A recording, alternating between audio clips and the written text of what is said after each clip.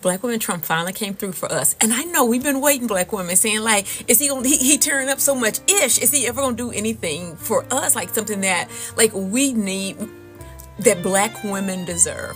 Y'all, so I heard that Schindler in Chief is giving us back our own bathrooms. And listen, I cannot be more excited. You mean to tell me that I no longer have to share a restroom with people who don't wash their hands? They don't even use washcloths.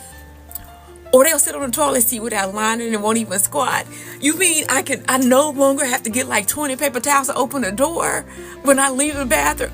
Listen, I know that the Schindler in Chief did not think that separating toilets was gonna make us come back outside.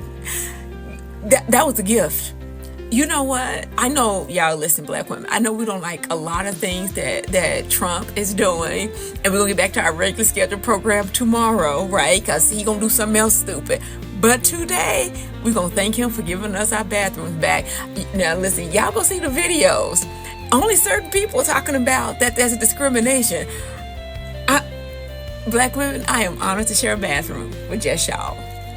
The Black Lives Matter mural in Washington, D.C. is being taken down. Construction work has started to remove the famous mural that has been a symbol against police brutality in the US. The 2-block street in downtown DC was named Black Lives Matter Plaza Northwest in 2020 by Mayor Muriel Bowser, the second Black woman to serve as a DC mayor. The yellow block letters were created in the early days of the 2020 BLM protests set up after peaceful demonstrators were met with police violence and tear gas attacks. This was one of many protests across the world in solidarity with BLM after the murder of George Floyd. The street became a major spot for events, demonstrations, and celebrations like Juneteenth over the years. Mayor Bowser has released a statement on the future of the mural saying this, and reportedly this came after pressure from Republicans in Congress that plans to withhold federal spending unless the street was removed and renamed Liberty Plaza after a bill was submitted by a Georgia Republican representative. They're taking down Black Lives Matter murals and quietly removing anti-segregation clauses. Is history repeating itself? We're unpacking these recent developments and exploring the complex implications, both good and bad, for the Black community. I don't know, y'all. Maybe it's just me, but we've been living in segregation. They just convinced people that it no longer existed. Like, the public school system is getting trashed. And who predominantly goes to the public school system? Black and brown children. You still have the neighborhoods in the hood, the ghetto, the urban area, whatever you want to call it. And it's still predominantly Black and brown people. And you got their throwaways that live in the hood too. They here too. You still get discriminated against when you apply for certain jobs. It's harder for us to buy homes and houses, especially in certain areas when you are the wrong skin color. That's called redlining. There is sundown towns. There is still sundown towns. I was on Facebook and I seen a post and it was like some white lady that commented like, I didn't even know sundown towns still existed. Like, what? A lot of cities that you go to is definitely clearly divided, where all the Blacks are on one side of the city and on the other side of the city is where all the others, the Caucasians, live. It's still like that. It's definitely like that here where I'm at. So there's still segregation going on. Being the wrong skin color, trying to go and get those loans, it's still going on. I feel like President Trump, Elonia, they are trying their very hardest and their very best to do everything they can to get under our skin and to rile us up. But we come from a people that know how to survive, regardless. That can literally make something out of nothing. That can turn shit into sugar. What do you want us to do? Boycott, picket, cry about it? But if he is gonna do this whole segregation thing, right, then I would like to see Black neighborhoods. I would like to see black only, like the Blacks only movie theaters, Black only concert venues, Blacks only restaurants. I want to see everything Black, okay? And I feel like you gotta pass a color test to get in that bit. Like, let's say if you not at least medium beige, your ass can get in because it's for Blacks only. I don't want them using our slang. I don't want them listening to our music. I don't want them doing shit that has to do with us if we talking segregation. Like, make that shit really truly segregated. And this time, try really hard not to burn, bomb, and flood our shit down. But yeah. Hey everyone! We're going to talk about the implications, both positive and adverse, for the Black community in light of recent developments that some are interpreting as a step towards the rollback of anti-segregation measures. Now, to be clear, the legal landscape of segregation as it existed in the Jim Crow era hasn't suddenly reappeared. However, recent actions, specifically the removal of a key clause within federal contracting regulations, are raising serious questions and prompting a range of reactions within the Black community. A few days ago, a video started circulating online highlighting a change in the Federal Acquisition Regulation, or FAR. Clause 52.2-21, titled Prohibition of Segregated Facilities, has reportedly been removed. This clause, as outlined in the FAR, explicitly stated that federal contractors agree not to maintain or provide segregated facilities for their employees in any of their establishments. These facilities included work areas, restaurants, bathrooms, drinking fountains, transportation and housing, and segregation based on race, color, religion, sexual orientation, gender identity, or national origin was prohibited. The removal of this clause, as some sources point out, occurred due to changes under the Trump administration. The interpretation of this action by many, particularly within the Black community, is deeply concerning. It's seen as a symbolic move by an administration already perceived as inherently racist, and one that doesn't have the interests of Black and brown people at heart. As one source put it, what this heinous government is saying is that this clause in the FAR will no longer be considered when making award choices or enforce requirements. This development has coincided with other symbolic actions, such as the removal of the Black Lives Matter mural in Washington, D.C. This mural, erected in 2020 as a powerful symbol against police brutality, was taken down due to construction work, reportedly after pressure from Republicans in Congress who threatened to withhold federal spending. These events taken together are fueling the perception that there is an active effort to erase symbols of Black empowerment and potentially roll back progress made towards equality. Now, let's delve into the potential adverse implications for the Black community that arise from these perceived steps backward. Symbolic reinforcement of discrimination. The removal of the anti-segregation clause, even if existing federal and state laws like the Civil Rights Act of 1964 still apply, carries a powerful and negative symbolic weight.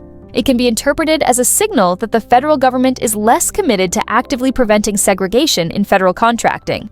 This can embolden discriminatory practices and create an environment where segregation, even if subtle, becomes more acceptable. Erosion of protections.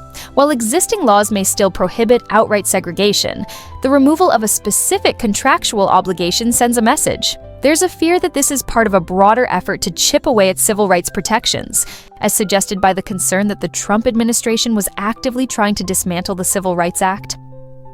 Historical trauma resurfacing. For many Black Americans, the idea of a return to segregation evokes the painful history of the Jim Crow era with its systemic oppression, violence, and denial of basic human rights. The fear that we might be going back to the 1950s, in which the white people had the power and we were powerless, is a real and understandable concern. Potential for increased discrimination, while direct whites-only signs might not reappear.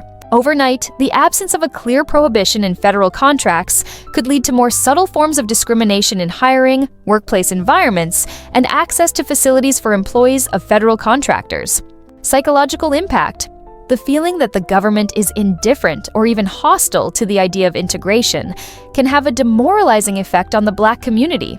It can reinforce feelings of marginalization and undermine the belief that true equality is attainable. Amidst these concerns, there's also a fascinating and, in some ways, empowering set of reactions emerging from within the Black community. Some are viewing these developments not with fear, but with a sense of grim determination and even a touch of ironic acceptance.